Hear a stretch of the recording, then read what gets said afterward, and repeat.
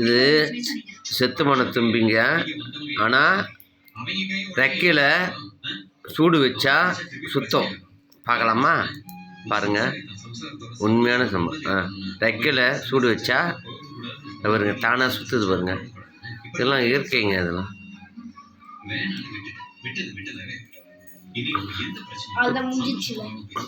சுற்றுதுங்க. ரெக்கையில் சூடு வச்சா சுற்றுதுங்க. அவருங்க பாருங்க, சுத்தின் மோசம் வந்து நேற்று செத்துச்சு. ஆனால் இன்றைக்கி வச்சா கரெக்டாக சுற்றுதுங்க. அதெல்லாம் வீட்டில் இல்லை, ஆனால் ஏதோ ரெக்கை மட்டும் இது பண்ணால் சுற்றுது பாருங்க. பாருங்க. கவிம்மா உண்மை தானேம்மா கவி? குழந்தை கூட சொல்லுவாங்க. செத்து போய் 2 நாளாக ஆகுது. ஒரு நாள் நைட்டு